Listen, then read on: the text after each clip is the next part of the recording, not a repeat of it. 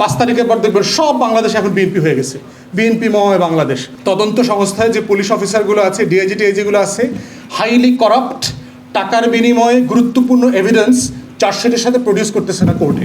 2026 সালে হাজার হাজার মানুষকে গ্রামগঞ্জ থেকে বাসে ট্রাকে আইনা বর্ষাকালে এক জায়গায় জমায়েত কইরা হাটের মতো, এরপর তাদেরকে ওয়াজ মাহফিলের মতো ওয়াজ করা, এটা 2026 সালের সাথে যায় না। সিম্পলি একটা ইমপ্র্যাকটিক্যাল জায়গা। এবং এই জন্য দেখবেন শহরে বড় বড় দলগুলো 10,000 20,000 লোক কিন্তু ভলান্টারিলি অর্গানাইজ করতে পারে না। সব দলের কথা বলছি, বিএনপি জামাত সবার কথা বলছি। সে চাইলেই 10,000 লোক একসাথে করতে পারবে না, তাকে ঢাকার বাইরে থেকে বাস ভৈরা ভৈরা লোক আনতে হবে। কেন আনতে হবে? কারণ সমাজ 60-এর দশকের মডেলের প্রতিবাদ, অর্গানাইজেশন, অ্যাসেম্বলির এই ভাষার সাথে এখন আর একমত না। এইখানে আসবেন আপনারা, যারা এখানে আসছেন আপনাদেরকে মিছিলে ডাকলে আপনারা যাবেন না, কারণ আপনারা এই প্রসেসের সাথে একমত না। তাহলে এখন আমাকে মিছিলটা কেন করতে হচ্ছে? আমার ইনস্টিটিউশন বিল্ড হয় নাই বলে। আমার যে দাবি দাওয়াগুলো আছে, এই দাবি দাওয়াগুলো যাদের যেভাবে মান্য করবার কথা ছিল, তারা ঠিক তার বিপরীত কাজগুলো প্রতিনিয়ত করে আমাকে প্রভোগ করতেছে। আমি কর্মু, তুই পারলে ঠেকা। সরকারগুলো কি করছে? প্রতিদিন সে আমাকে বলছে যে আমি করতেছি, তুই পারলে ঠেকা। আমি আমার গ্রামের নাম আমার বউর নামে কর্মু, তুই পারলে ঠেকা। আমার ইউনিয়নের নাম আমার 2 পোলার নামে কর্মু, তুই পারলে ঠেকাইস। প্রধানমন্ত্রী আমার বন্ধু, বাল্যবন্ধু, পারলে ঠেকা।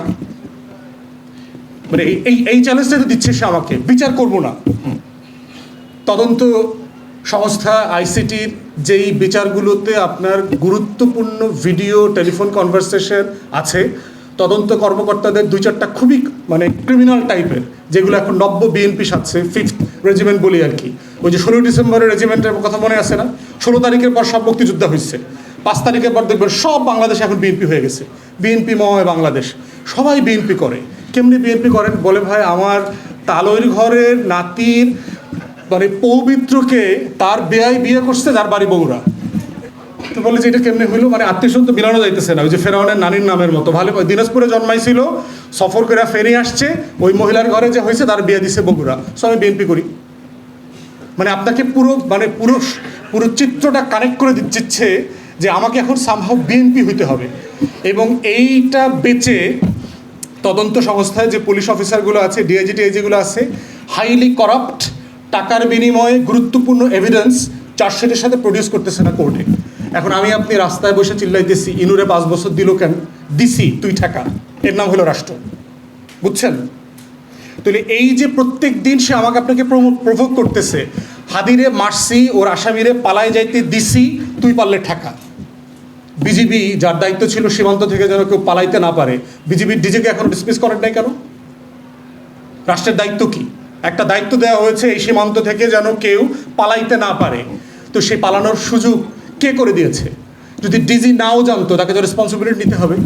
ডিজিকে ডিসমিস করেন নাই কেন? রেসপন্সিবিলিটি কার ছিল? যেন সীমান্ত থেকে কেউ এখানে মোমেনশাহীর গারো পাহাড় দিয়ে মেঘালয়ে পালাইতে না পারে, ঠেকাইতে পারলেন না কেন? তাহলে আমার ইনস্টিটিউশন ফাংশন করছে না। আমার সেনাবাহিনীর, আর্মড ফোর্সেস, পুলিশ, গোয়েন্দা সংস্থা কোনো কিছু রাষ্ট্রের পক্ষে দাঁড়াচ্ছে না। বিচারিক প্রক্রিয়াতে যতভাবে বাধা দেয়া যায়, সংস্কার প্রসেসে যতভাবে বাধা দেয়া যায়, তার প্রত্যেকটা করছে এই ফোর্সগুলো। তাহলে এই রাষ্ট্র তো আসলে রাষ্ট্র নয়। এই রাষ্ট্রের ভিতরে সেগমেন্ট আছে। এই রাষ্ট্রের ভিতরে দেখবেন আমলাদের রাষ্ট্র আছে। এখানে এটা একটা আমলাদের বাংলাদেশ আছে, এখানে একটা সামরিক বাহিনীর বাংলাদেশ আছে, এখানে একটা পুলিশ বাহিনীর বাংলাদেশ আছে, এখানে আপনাদের এই কৃষিবিদদের একটা বাংলাদেশ আছে, ডাক্তারদের একটা বাংলাদেশ আছে, ইঞ্জিনিয়ারদের একটা বাংলাদেশ আছে। কিন্তু এই বাংলাদেশটা তো পিপলস রিপাবলিক অফ বাংলাদেশ না, যেটার জন্য মানুষ রক্ত দিয়ে যুদ্ধ করে দেশ বানাইছে। উই দ্য পিপল বলে দেওয়া ছিল। সেখানে তো বলা ছিল না যে এইখানে সরকারি কর্মকর্তা কর্মচারীদের আলাদা হাসপাতাল হবে, এইখানে ওই সামরিক বাহিনীর সদস্যদের আলাদা হাসপাতাল হবে, ঢাকা বিশ্ববিদ্যালয়ের পোলাপানের ট্রিটমেন্টের জন্য আলাদা হাসপাতাল থাকবে, আলাদা বাস থাকবে, সরকারি কর্মকর্তা কর্মচারীদের জন্য সেগুনবাগ থেকে আলাদা বাস যাবে, সরকারি ফার্স্ট ক্লাস অফিসারদেরকে 50 লাখ টাকা দিব সে যেন প্রাইভেট কার কিনতে পারে, কিন্তু আমার পাবলিক ট্রান্সপোর্ট হবে না। করবো না, তুই পারলে ঠেকা। তো এই প্রত্যেক দিন আমাকে রাষ্ট্র কী করছে? আমাকে চ্যালেঞ্জ করতেছে যে আপনি যদি একটা পাবলিক ট্রান্সপোর্ট সিস্টেম করতেন, তাহলে তো ঢাকা বিশ্ববিদ্যালয়ের পোলাপানকে আপনার বাস দেওয়া লাগতো না, সেগুনবাগিচার সরকারি কর্মকর্তা কর্মচারীদের জন্য আপনাকে আলাদা বাস দেওয়া লাগতো না। আপনি পাবলিক ট্রান্সপোর্ট করছেন না কেন? করবো না, তুই পারলে ঠেকা। এই হলো রাষ্ট্র।